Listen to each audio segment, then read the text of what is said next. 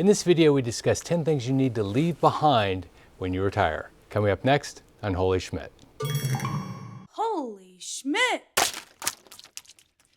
As we leave the workforce, the things that we consider part of our everyday life changes dramatically. Some of them we leave behind immediately. As soon as you walk out the door from work, you are walking out of the obligation or the item in question. Others may take a few months or even a few years to unwind until you finally find your groove in retirement. This list, the 10 things that you will leave behind, you need to leave behind in retirement, is not all inclusive. I'm sure that you have some that you would consider important as well. If mine are not yours or you have a few others that you want to add to the list, please add them in the comment section below. All right, let's get into it. Number one is sports shopping. People like to shop. Sometimes that means just going onto Amazon and buying the book you know that you'll never read. Other times, it's the ritual of getting the cash out as fast as you possibly can when the check arrives. There's a deep psychological reason people sports shop, a race to spend. Spending a lot of money is a rush for the moment. You get far more adrenaline from pushing 10 items across the product reader rather than 1 or 2.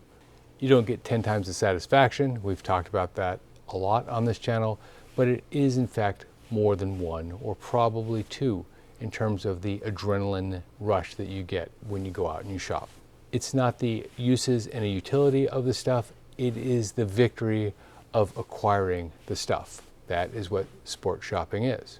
If you read the book, A Guide to the American Class System, there is a satirical explanation. Those in the lowest socioeconomic class want to feel better, so they go out and they buy bits of what they consider success. They'll buy $300 sneakers, for example.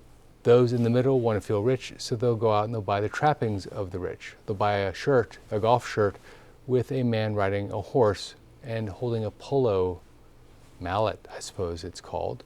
The high salaried rich, new money rich, tend to think very much like the middle class. They will just add a few zeros onto the purchase. They'll buy an exotic sports car. In the last category, the up and out of sight wealthy, those that you hear about but never see, do not spend like that. They buy what satisfies their needs, not what satisfies their ego, no matter what. They buy an American SUV instead of a European one because it's better value.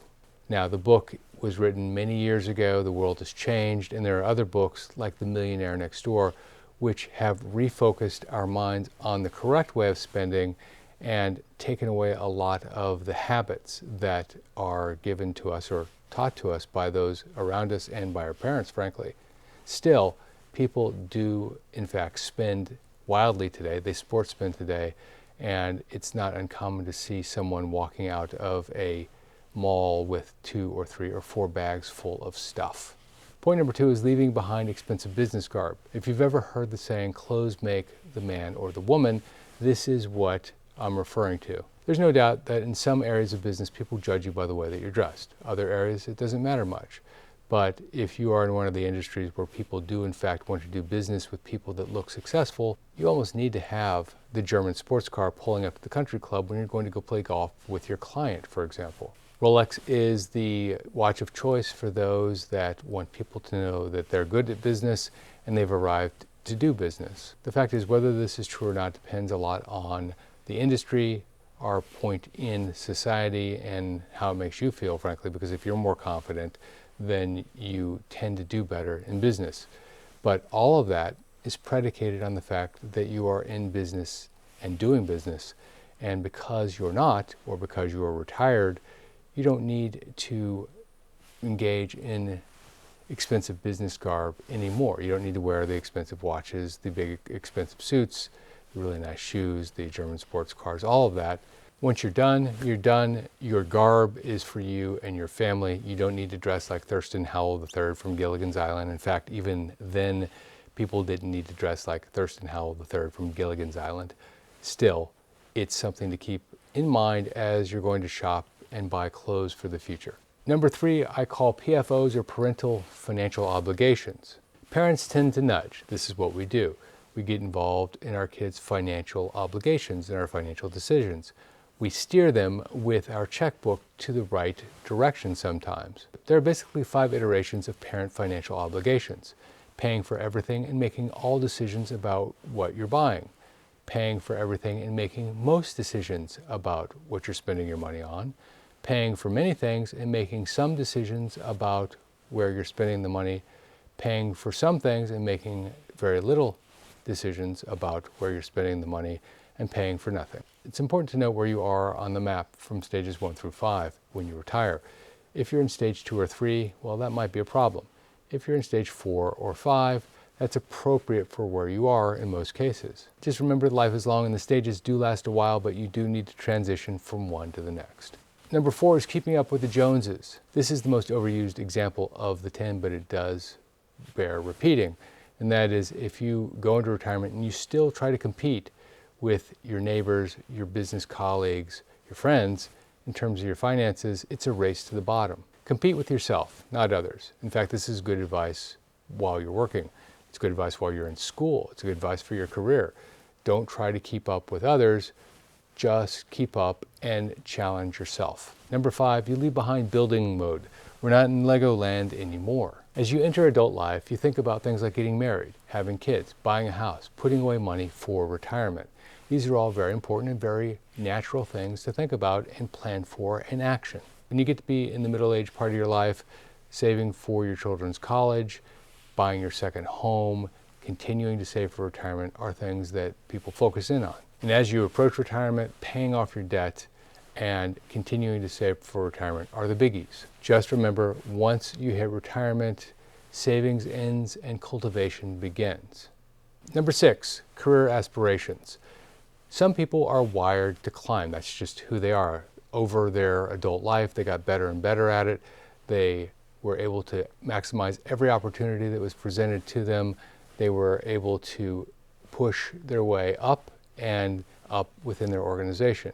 But when it's time to get out, this particular skill basically becomes useless. And the fact is, when you're in retirement, if you're hanging out with friends or others that were in your business arena earlier in life, the competition, if it comes out, could make you an outcast. More importantly, people don't want to hang out with somebody that's trying to beat them all of the time. They just want to have fun. Number 7, leave behind taking big, calculated risks. Life is risky on its own. As you go through life, risk is part of the process. You take risk and sometimes you win, sometimes you lose, but you need to take risk in order to move ahead. That's just the process, but you always have time to recover if things don't go your way. Some people take big bets on their own business. Sometimes they fail, sometimes they don't. Ford launched the Detroit Automobile Company in 1899. That company filed for bankruptcy in 1901. Milton Hershey from the famous Hershey family had 2 failed confection companies, one in 1882, one in 1886, but then he recovered nicely, of course, with the Hershey company that we all know and love today. But it's one thing to start a business at 43, it's another to start one at 63. Some take risks on the stock market, others take risks with their lifestyle, but the days of putting it all on the line are far behind us as we enter retirement. There's just too much to lose and not enough time to recover. Number 8 is leaving behind the bigger house. Most people own more than one home. I know that I did. I owned a townhome, then I purchased a small single family home, and then I purchased a larger single family home. That's sort of the process with most people. I got into the first one to just basically own something, to own some property. The second was to have a safe place for my wife and my kids. The third was to get them into a great school district around people that they would grow up with. Number 9 is saving for retirement. This is a tricky one because sometimes people continue to save into retirement. Sometimes they have a part-time job. Sometimes they have big aspirations for what they want to do later in retirement, and so they focus their time continuing to build their net worth for a few years anyway. But by and large, the days of socking away your paycheck and putting that into a retirement fund are largely behind you. Number 10, number 1, is leaving behind debt. There are financial evangelists out there that say debt of any kind is bad debt. I don't agree with this. You can't buy your house with cash. You can't buy your car with cash most of the time unless you buy a used car. There are people that do that, in fact, but for the most part, when you buy a car, you put a down payment on the car and you pay it out over the life of the car. So debt is not necessarily bad, but debt in retirement for most people is not a good idea.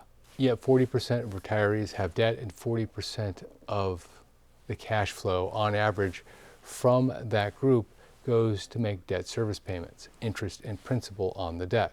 Leaving debt behind is different than 1 through 9 because you can't just quit debt. You can't just stop paying your debt. Otherwise, they'll take your house if you have a mortgage, for example. But the financial freedom of not having debt in retirement is massive. And even if you enter retirement with some debt, if you continue to focus on paying down your debt, at some point you will experience the freedom of having no debt in retirement. Did I miss anything? If so, put it in the comment section below, and if I use it, I'll mention you in the video. Also, check out my video on the 5 things that will make you financially secure in retirement. This is Jeff Schmidt. Thanks for watching.